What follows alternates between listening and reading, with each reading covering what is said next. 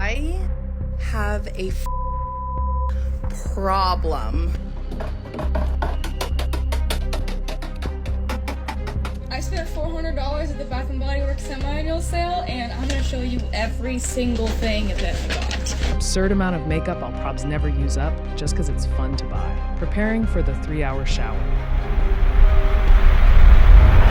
Being one of the most common behaviors on TikTok right now, overconsumption has a lot of different forms. Between hoarding shower products to over-consuming media to even hobbies, there's almost an overwhelming amount of overconsumption. But what is the worst and weirdest of it? Well, today we're gonna go through different types of overconsumption to figure out which one is the wackiest. Let's get into it. Overconsumption core. A drawer for just new, unopened products. Buying new skincare when I don't need it. Absurd amount of makeup I'll probs never use up just because it's fun to buy. To me, this video just screams overconsumption. Like I can literally hear it screaming at me. It won't stop. But yeah, this is crazy to me. I've never heard of anyone having a drawer specifically for unopened products. That is a whole brand new level of class segregation right there. That is crazy. And you know what? I just store my inferior half-used products alongside my new products because I believe in a world where a half-filled bottle of shampoo can be friends with a new bottle of shampoo. Quote me on that. Go ahead, quote me on that. Make it look really good. Make the quote look really cool looking. You can quote me. One thing I really like about this video though is that at least the creator is self-aware. She points to buying new skincare products when she doesn't need them, and then she also admits to buying makeup she'll never use. So that's great. That is fantastic that she recognizes that. I mean, she should stop doing it. She should stop buying extra stuff, but it is good that she recognizes it. You've probably also scrolled past videos that look like this. Preparing for the 3-hour shower.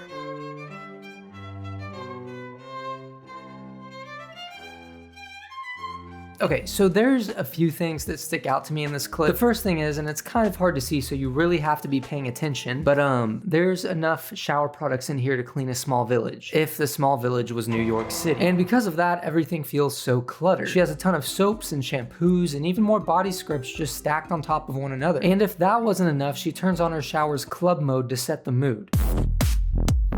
But that's not all. So it is finally time to re-up on my shower products. A lot of these are pretty much empty or kinda empty. What she's saying during this video doesn't sound crazy at all. She's just refilling her old shower products because they're almost empty, and that's what everybody does. You don't just keep using empty shampoo bottles. They don't work. I've tried. But I do find one tiny little small problem with that. She has an entire warehouse of showering stuff, most of which I find a little bit unnecessary. I mean, come on, realistically, you only need one thing in here. Irish Spring 5-in-1 body wash and shampoo. I'm gonna say it. That's all you need. Another area that I see a lot of on showertok are these massive hauls. And to me, this is pretty much peak consumption content because the whole point of it is just to show off how much you're buying. It's just a little buying video, a little buying.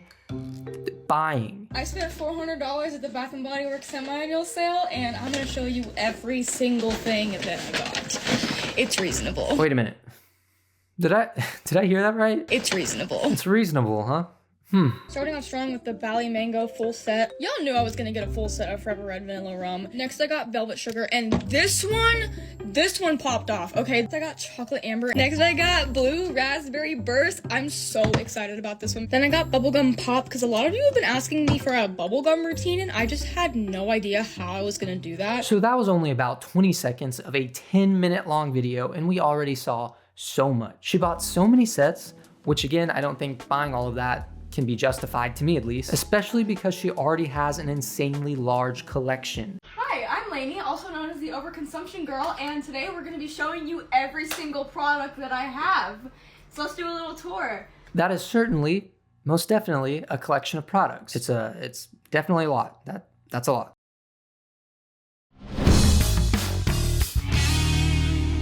I average around 13.8 hours of screen time a day. Is anyone else also finding it nearly impossible to focus on leisurely things that we should be doing to relax? I hate that I'm so addicted to my phone and addicted to TikTok. Like, it's not even fulfilling anymore. The average person spends 5 hours and 16 minutes on their phone per day. And if you're like me, a lot of that time is spent on things like TikTok, Amazon, Subway surfers. That takes up a lot of time. But if you're also like me, it never feels like enough. But for whatever reason, at that moment, I had a thought. Am I addicted to my phone? So what I did was I pulled out my phone, I went to Google, and I typed in, am I addicted to my phone? And honestly, I don't even know if what I saw surprised me. According to Harmony Healthcare, 49% of Zoomers are addicted to their phones. That means that one of us here, either you or me, is addicted to our phone. And I'm not trying to point any fingers, I'm really not. But I did see you using your phone during family night last night. Just saying. Just throwing it out there. Which also, hearing these numbers really doesn't surprise me because I feel like I constantly stumble across videos like this. What am I thankful for? Oh, God. I am thankful. I am thankful for my phone. I love my phone. With that in mind though, Harmony Healthcare had 2 more stats that I found pretty interesting. 72% of Gen Z thinks their mental health would improve if apps were less addictive, and 69% of Gen Z believes their social life would improve with less phone time. So basically, not only are the studies pointing to media overconsumption being bad, they're pointing a lot of fingers at it being bad, but at some natural level, I think at some fundamental, deep level inside of us, we also know that it's bad and we feel it. Then after reading all of that, I had this thought. So if we know media overconsumption is bad, why do we keep consuming anyway? Well, the answer is it might be wired into us. In the 1960s, Herbert A. Simon first argued that attention is a scarce resource, simply meaning that in society there's a limited amount of attention that can go to any given thing. And for some of us, we have very little of it to give. Sometimes not even enough to watch a video without a Family Guy clip being at the bottom. Guilty as charged. As social media grows, there have been a few things that have kind of just organically and naturally developed that are now being leveraged to cause us to overconsume media. Another thing that keeps us overconsuming is parasocial relationships. And a parasocial relationship is a one-sided relationship that forms with a celebrity or an influencer who is unaware of your existence. And here's an example of what that looks like. Ladies and gentlemen, the epitome of a parasocial relationship. Watch and learn. I don't think we'd work. We definitely have different opinions. Like, I'm even considering making it work. Logan, no. Hope we can continue to be friends. We never were. You should know you helped me a lot during all this nonsense. The only thing is, if you don't care about Snee, then you don't care. What? Who is Snee? You make me smile and feel supported though, and that's greatly appreciated. Wanna be my sister? What? Maybe a relationship like this seems crazy to you. Maybe you're thinking it never happens or that it's not common, but it's a lot more common than you think. This study from ThriveWork finds that 51% of Americans have engaged in behaviors consistent with parasocial relationships, while at the same time only 16% believe that they've been in one. So based on that, again, it seems like one of us may be in a parasocial relationship here, either you or me, just based off that study. And look, I know what you're gonna say. You're gonna say, Jordan, but you have a shrine dedicated to Jay Gatsby from The Great Gatsby, and you always talk about him like he's your friend. That doesn't count, okay? It's off limits. So I'm just saying, out of the two of us, it seems like you might be the one with the parasocial relationship. I don't know. Sneakerhead problems. Too many shoes to keep at home. Follow for more. When I see videos like this, I hope and I pray that they are rage bait, because this is just such an unnecessary amount of waste. It's one thing to have this huge collection of shoes at your home, because at least you can make the argument that you like looking at them, or that you wear them, or that you just enjoy the energy that they give off. Maybe they give off like a cheese smell. I don't know. Maybe they do that. You can make that argument. I would say any of those things to a degree is probably at least a little bit acceptable. But this guy has a literal storage unit filled with shoes because supposedly it's too many sneakers to keep at home. And call me a kooky Carl, but I feel like if it's getting to a point where you have to rent out a literal space to store more shoes, then maybe you should consider not buying more. I mean, is that crazy? Is that insane of me to suggest? Maybe, I don't know. During your late night doom scrolls, you've probably also come across videos like this. Now, makeup TikTok is a space that I'm admittedly not super familiar with, so I might accidentally end up rage baiting a few people while talking about it. The most I know about makeup is that it goes on your face and probably other places, like your arms or something. I don't know. I spent thousands of euros. It's in the 5 figures. About 25% maximum gets used regularly. I've decluttered hundreds of euros of makeup because it expired before I used it up. This amount of makeup can only be a shopping addiction problem. Nobody needs this much. So many of the products don't work for me. I just bought it based on the product being viral. And here's where we're introduced to a few of the criticisms of makeup TikTok. Specifically the expensive spending, wastefulness, and even pressure to buy more. I mean, in this clip alone, there appears to be more makeup than in an 80s sci-fi film. And this is one of those spaces where I think it's actually very easy to get influenced to buy more, especially with all the advertising and influencer marketing that goes on. You're given a huge selection of different products, all claiming to be the best and all tapping into some emotional trigger that will cause people to want to buy more. And it doesn't help that we're fed this kind of advertising from a very young age. I'm sure there were times where kids would come home from school, turn on Cartoon Network, and instantly be met with an ad for the Spooky Goop Frankenstein makeup kit. Introducing Spooky Goop, horrifying monster makeup you make up at home. Comment below if this commercial convinced you to get covered in spooky goop.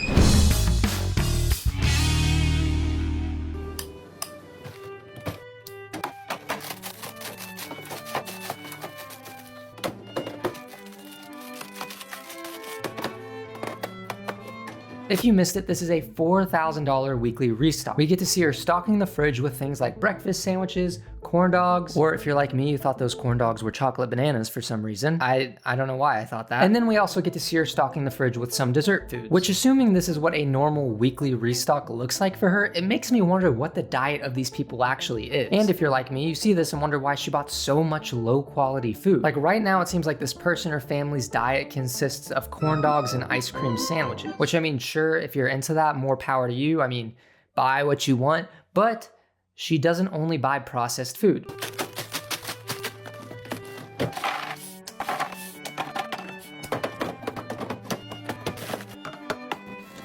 Okay, so there is more processed food, but she did buy some greens to go along with it. It doesn't balance out, but at least it's not solely processed food. It was all a lie.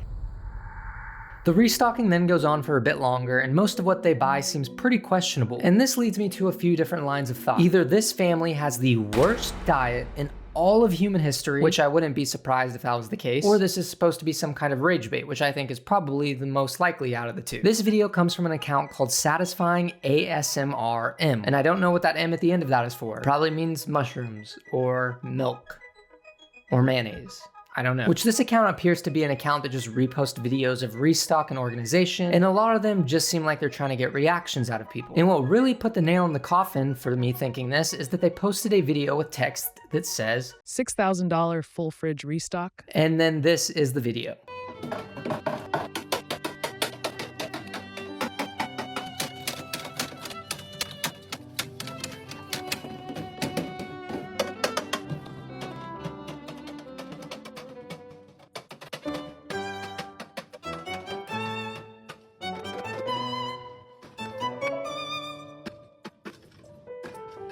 I can't believe I live in a world where I get to see the eighth wonder of the world, the Diet Coke fridge. But in all seriousness, like I said before, the main problem with this type of content is just the massive amounts of waste. And I mentioned this in another video, but I'll bring it up again. In the United States, food waste is estimated to be between 30 to 40% of food supply.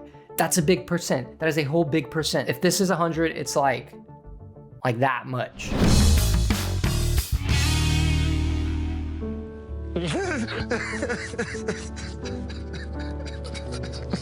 Now let me say, the irony of me talking about this isn't lost upon me. I probably have worse fashion sense than Paddington the Bear, I don't deny it. But when I see closets like this, with 3 different rows, with a lot of very similar pieces of clothing, I kind of wonder if it's overconsumption or not. With that being said, I understand that there's an artistic side to it, and I think it's totally valid if you want to express yourself in that way, if that's actually the purpose. But I think if you're buying an excessive amount of clothing specifically for external reasons, then you're probably getting into overconsumption territory. Actually, let me know your thoughts on that. Do you think it's more acceptable to overconsume when it's for self-expression, or do you even think it's considered overconsumption if it's for self-expression? Let me know your thoughts on that.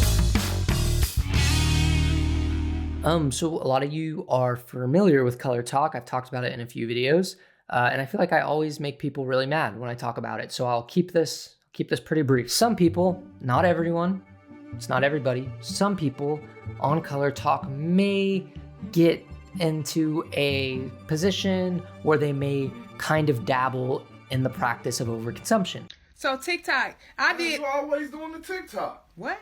You always doing the TikTok. I can do what I want. I pay my bills. My bills are paid. Just messed up my whole little video, but now I gotta restart it. It's a lot of stuff. Some people, not me, some people might say it's overconsumption. But would I say that?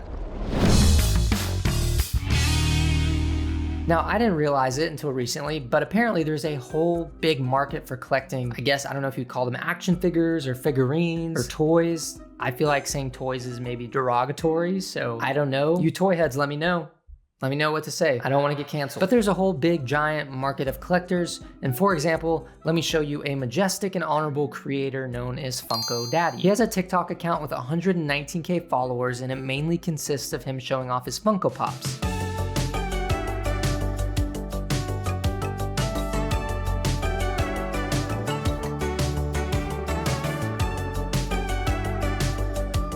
So whether you call this overconsumption or even just merely collecting, a lot of people are pointing to this as an example of overconsumption. And I can quite honestly see that because in one of his videos, he literally shows us 1 billion Funko Pops. It's not actually 1 billion, but it's probably pretty close. I can't imagine anyone using all of those in their lifetime. I am begging you to donate some of these.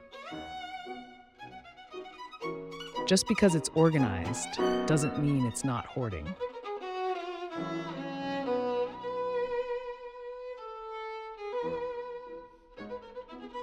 Girl, you may have a problem.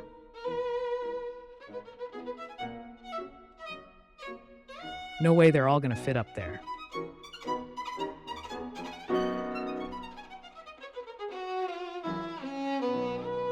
If you were to walk up to me in the middle of the street so that we're just both awkwardly standing there blocking traffic, and you asked me what a modern day witch's hut looked like, I would probably show you this video. I see a whole lot of toil, trouble, and cauldron bubble. Start a hygiene closet. Start a hygiene closet. Start a hygiene closet. I feel like this video gives off a whole vibe of being like propaganda. There's something about the line "start a hygiene closet" being repeated 3 times with a video of a country's stockpile of hygiene products behind it. It's like something I would see at the Capitol in a country from some sort of dystopian film. This is the propaganda they would show me when they're trying to use soap to take over the world. Also, I would love to know the reason for buying this much lotion. You could literally build an entire slip and slide with that. We could all get greased up and just slide all over the place. Just don't get it on the rug, or I'm taking your iPad away. I mean it. So when it comes to overconsumption or overconsumption adjacent things, there's a few primary issues, each of which could honestly have their own video. Like, they are such deep issues and deep topics that can be talked about, but I'm just gonna go over them briefly here for the sake of time. The first issue is the buy now, pay later model. This is the model where people will split one big payment into multiple smaller payments. Buy now, pay later. It's probably one of my #1 most hated forms of debt. And in today's society and today's modern world of online shopping, so many things have this option now. Like, you can do it for a slice of pizza. You can finance a slice of pizza. That's crazy. The thing is though, a lot of people will consistently do this, so their monthly costs start going way up and it gets them into a little bit of a debt trap. Another issue is the actual physical things that people buy. In many cases, like we talked about before, a lot of the products that people buy and don't use end up being wasted. And as we know, that hurts the planet. It makes the planet sad. We don't want to make the planet sad. It's bad. Are you impressed with how much rhyming I did right there? I'm kind of impressed. Okay, I'll say it. I'm impressed. There's also the mental aspect of it. A lot of people kind of just assume because you buy more, you're going to be more happy. But there's actually so many studies that show that the more clutter you have, even if it's organized clutter, the lower satisfaction you'll have in life. So kind of to sum that up in a little jolly way, well, I guess it's not jolly, to sum it up in a little, maybe a little unjolly way, the more you own, if it's cluttering things, the less happy you'll be. That's why I think it's important to bring at least a little bit of awareness to it, because this is everywhere. Overconsumption is everywhere. I think it's important for people to know that just because it looks good, it doesn't mean it is good.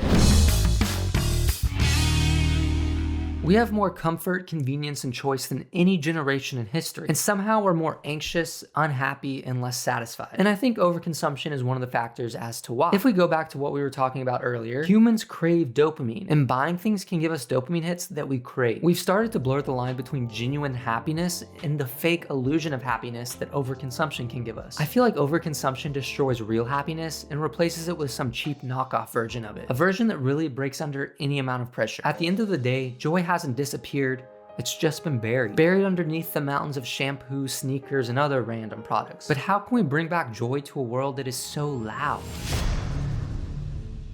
Silence. Before the noise, before the consumption, this is what joy sounded like. Nothing. This whole time we've been looking for joy in the big things, bigger hauls, bigger content, bigger lives. But what if this whole time happiness has been in the small things? Walking, cooking, laughing with friends, enjoying the beautiful and meticulously created world that's been placed right in front of us. And actually, studies show that we feel joy when we sit and spend time with creation. So joy is waiting for us. Happiness is a finger length away. It's just waiting for us to reach out.